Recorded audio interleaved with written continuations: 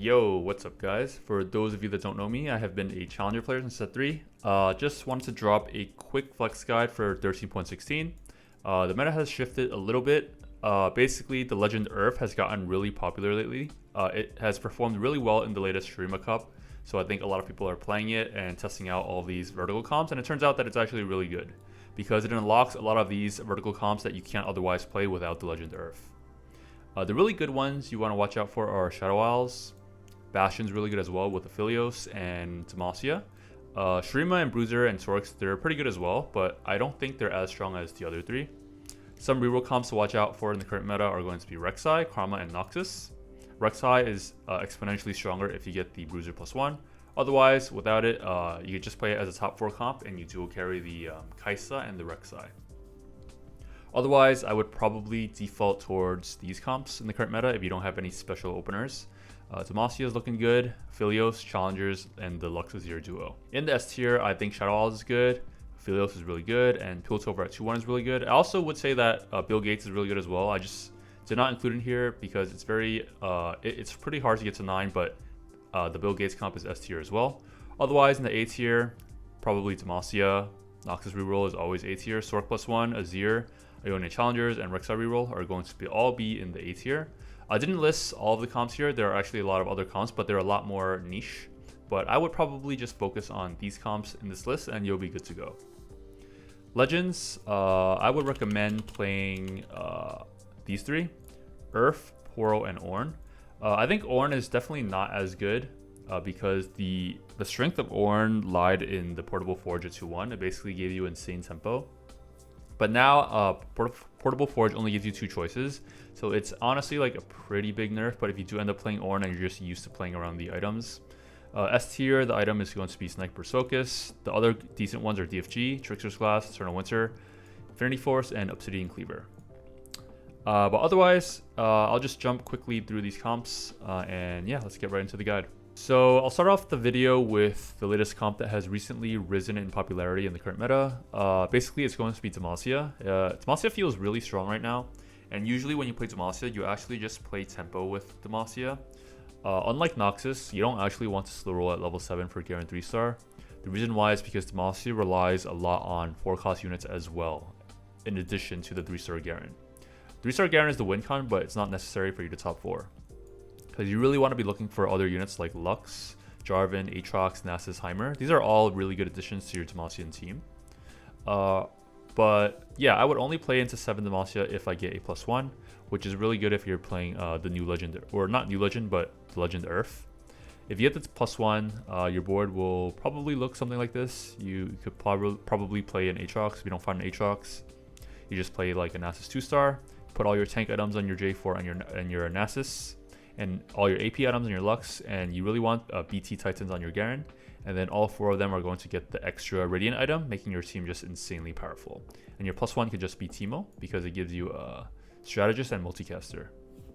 Now I'll run through the Aphelios boards. So there are 2 main Aphelios boards you want to look out for. It's going to be the Bastion variant, which I think is a little bit stronger if you get the +1 Bastion. The other one is going to be the Freljord variant.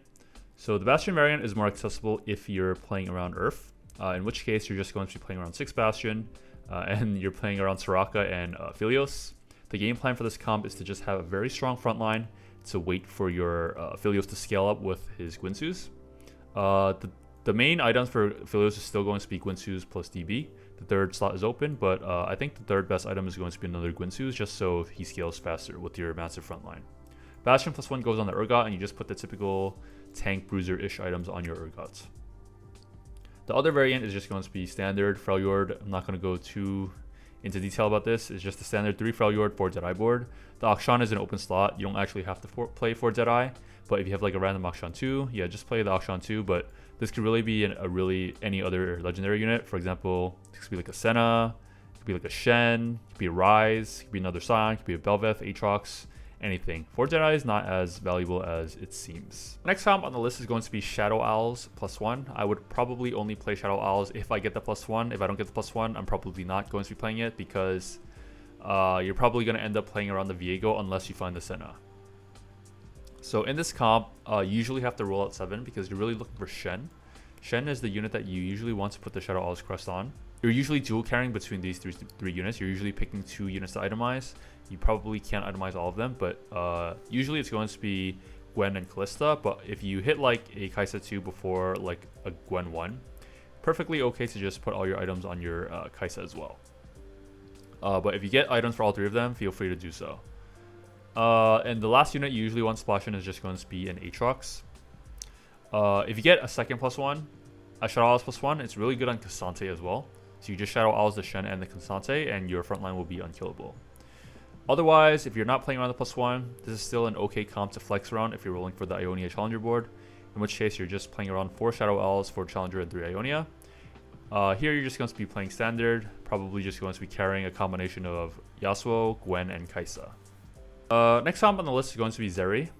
There's 2 main variations to this. Not going to go too much into detail because I've covered this comp a lot already, but it's just going to be Piltover and the Freljord variant. In the Piltover variant, you usually want to play it if you get Piltover between 2-1 and 2-3, in which case you just full sack until 3-6, try to kill as many units as possible to save HP, and then you roll down to cash out, and then you try and go 8 and try to win out. In this variant, you kind of do need the Last Whisper just because you're not playing around Freljord. But if you're playing around the Freljord variant, you don't need the Last Whisper, in which case the default level 8 board is going to look something like this. Bruiser items on the Urgot, tank items on the Sedge, and then Zeri in this case could just go Gwynsus +2 without the Last Whisper. Next up is Noxus. So Noxus, there's 2 main variations to it. First variation is if you get a Darius or Katarina at 2-1. Darius is preferred, in which case you just try to full streak until stage 3-1, and then you roll down again for 6 Noxus or some variation of a strong board. It doesn't have to be 6 Noxus, it could just be like 3 Noxus, 2 Juggernaut, and like 2 Challenger, as long as your board is like 2-starred and you can win fights. It's completely okay not to find the 6 Noxus, but at 4-1 you roll down for the 6 Noxus board with the Nasus. The other variation is if you get a lot of Smearas, you probably look towards 3-starring your Smeara, in which case you full itemize your Smeara with blue buff +2. It's probably going to be blue buff, GS, and Gunblade. If you're playing this variation, you don't actually need the 3-star Darius or the Katarina. You can still go for it, it depends on your spot. If you have a lot of these Dariuses, you could go for it. Otherwise, completely okay to just go 8 and play around like Heimer, Aatrox, Senna, or even go 9 for Ahri. But yeah, usually you kind of just want to slow roll at level 7 for Darius 3, Katarina 3.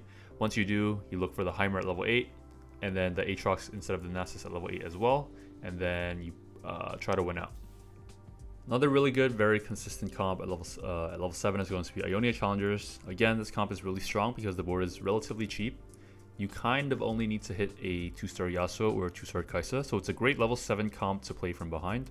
But depending on who you hit, you itemize that unit, and then afterwards you just try to go 8, look for Heimer, and play for top 4. But this comp can win out as well. It just depends on your combat augments.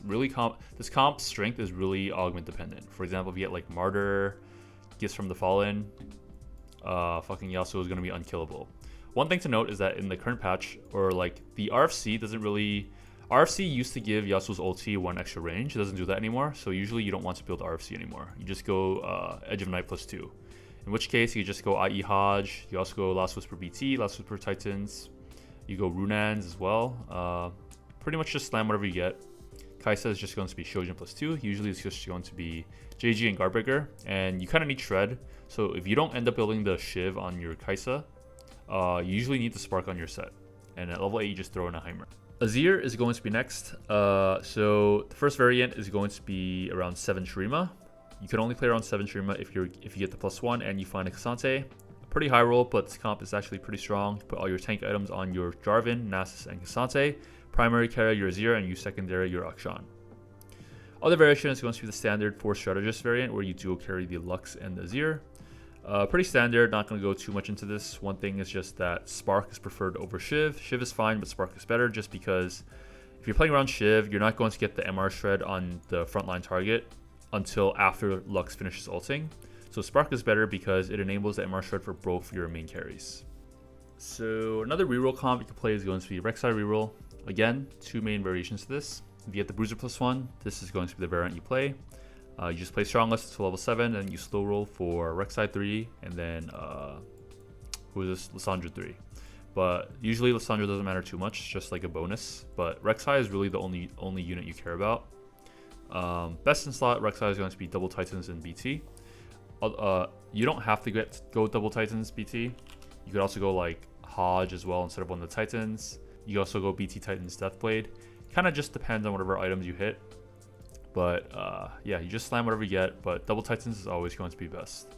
Other variation is just going to be, if you don't get the Bruiser +1, it's just going to be 3 Freljord and 3 Void, and you secondary the Keima. This is good because you have a place to put all of your leftover AP items, otherwise they're usually going to be dead items. And Keima is actually a pretty good secondary carry as well. This variation is not as strong as the other one, in my opinion, but this comp could still top 4, and if you hit the Reksai 3, you could actually top 2 as well. Next up is Sorcs. Sorcs, I probably would not consider playing this comp unless you get a Sorc +1. Otherwise, this comp is, in my opinion, a bit weak on the weaker side. Usually, you just put the Sorc +1 on either the Sona and the J4. I think it depends on who you 2-star first. Doesn't really matter too much. You just itemize the Lux and put all of your tank items on either your Taric or your Swain. I usually prefer putting it on the Swain and put Taric in the middle. The most important item in this comp is going to be Spark, just because Spark enhances the damage of your entire team because your whole team does magic damage. This is usually going to be level 8 board. If you're rolling at 7, which you usually are to be honest, because you're looking for 2-star Taric, 2-star Swain, 1 J4, 1 Lux. Your board is probably going to be Drop the Kassadin, and that's your level 7 board. Otherwise, this is going to be level 8 board. And then later on, when you find the Ahri, just drop the Malzahar for the Ahri, and then that's going to be your win con. Last comp on the list is going to be Invokers. So Invokers is another reroll-ish comp. This is a great comp to play from behind because you can roll for a stable board at level 6. You roll for some variant of 4 Invokers at level 6, and then probably a Taric or something. And you're probably going to win streak all the way until 4-1, in which case you're just going to look for a Shen at 4-1 and stabilize, and then you could go 8. Otherwise, if you find an early Karma, or you get an Invoker opener like 2-star Cassio, you can feel free to play towards this comp. The 2 most important items in this comp are going to be Spark on your Shen and Gunblade on your Karma. This gives you Shred, and this is going to give you infinite sustain for your front line. To cap out this board, usually you just drop this for Rise at level 8, and then you just play an Ahri if you find Ahri. If not, you can just play Heimer. All of your tank items go on your Shen, and at level 7, you really do need to roll until you find 1 copy of Shen, otherwise you're not stable. But if you find the Shen, you're chilling for all the way until level 8. And you really need to look for 2-star Karma, Lissandra, Taric as well. So this sums up my flex guide for 13.16. If you guys enjoyed this video, again, would really appreciate the YouTube subscribe or a follow on Twitch. And I'll see you guys next time.